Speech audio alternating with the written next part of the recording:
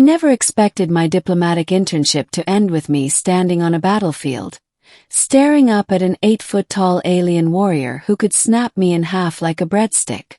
Yet there I was, helmet dented, uniform smeared with ionic dust, lungs heaving in the thin atmosphere of Lyrith 5, wondering how I was still alive, and wondering why I had said what I had said. It started hours earlier, before the plasma storms rolled across the plains and before I stuck my foot so far into my mouth it qualified as interstellar archaeology. The Galactic Council had sent me, a rookie intern, to observe negotiations with the Lyrethian Frontline Legion. The Lyrethi were impressive, tall, strong armor that shimmered like crystallized nebulae. They were born fighters, born leaders, and born terrible at diplomacy. And their leader, General Vkora, she was the worst of them. And by worst, I mean most terrifyingly competent, intimidating, and stunningly powerful. She marched toward us with the steps of someone used to ground trembling for her convenience. Her armor caught the light of Lyrith 5's binary suns, refracting blue and gold across her silver skin. Every human in our delegation stiffened. Half of us forgot how to breathe entirely. I was among the breathless. The first 3 hours of negotiations went better than expected, though Vkora's glare was sharp enough to sandblast a moon. She spoke curtly, her arms crossed, her twin horns gleaming. But she listened. She nodded occasionally. She even refrained from threatening to annihilate us, a notable improvement compared to previous diplomatic attempts. Then the pirates attacked.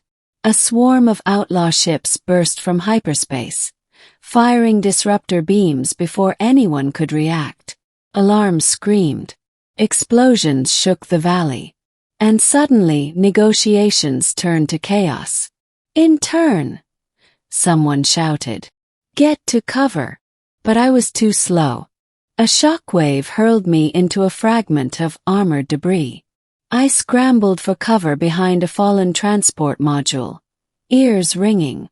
The pirates advanced, and our security forces returned fire.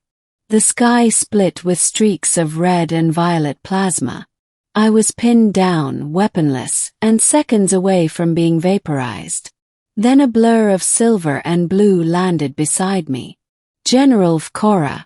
She crushed a pirate drone under her armored heel and positioned herself between me and the incoming barrage.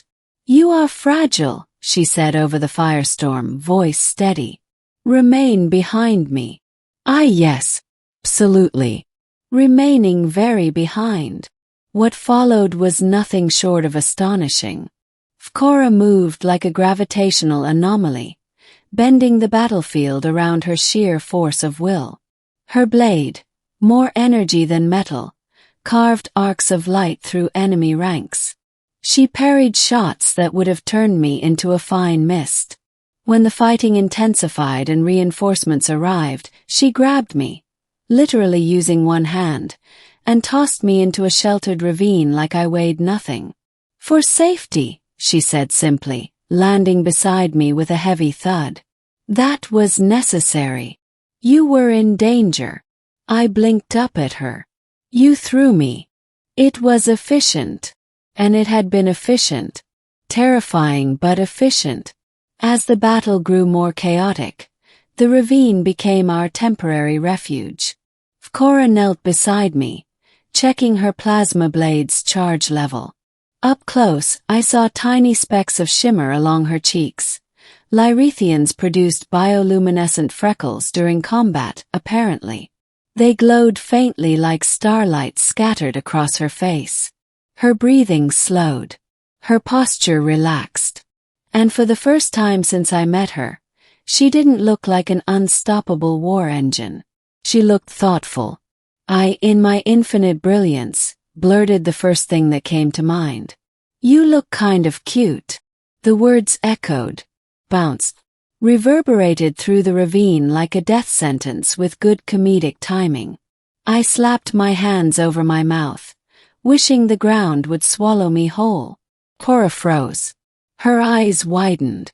The freckles across her cheekbones pulsed brighter, then brighter still, until they glowed like someone had set off a miniature supernova under her skin. She was blushing hard.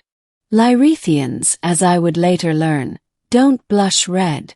They blush stellar. You called me. Her voice wavered like the galaxy's scariest warrior suddenly forgot how vowels worked. I mean I did, but like, in a not weird way. Okay, it was a little weird, but a compliment weird, not a... She held up a hand. Human in turn. You believe I am aesthetically pleasing. What I meant was yes. You are. Very. Please don't crush me. Her bioluminescent freckles flared bright gold, matching the light of the nearest sun. I would not crush you. Oh good. That's good. I would protect you. My brain short-circuited. A violent explosion shook the ravine before either of us could recover from the awkwardness. Vkora rose instantly, battle focus returning like a switch flipped.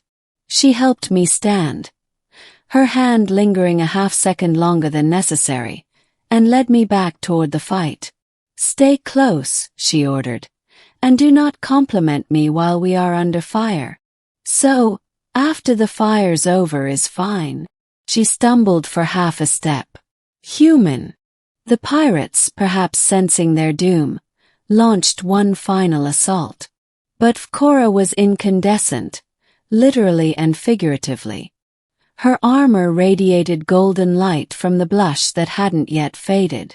For a moment, it was hard to tell where her battle aura ended and her embarrassment began. Between her skill and the reinforcements that arrived shortly after, the last of the pirates retreated. The battlefield quieted, leaving scorched earth and drifting smoke behind. I sat on a broken hull plate, exhausted and shaking.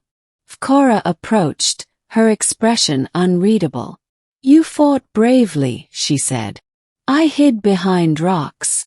That was wise, she replied, completely serious. Strategic. Then she lowered herself to sit beside me. We watched the sun sink toward the crystalline horizon. After a minute, she spoke again, voice softer than I'd ever heard it. Among my people, to blush in the presence of another is a sign of deep respect and interest. Oh, I said, eloquent as ever. So when I called you cute, I reacted strongly. I noticed. She looked at me, her eyes brighter than any star. If you wish, after negotiations resume, I would accept future compliments, perhaps even welcome them. My heart did something alien and inconvenient in my chest. I think I can manage that. For the first time, Vkora smiled, tiny, hesitant but real.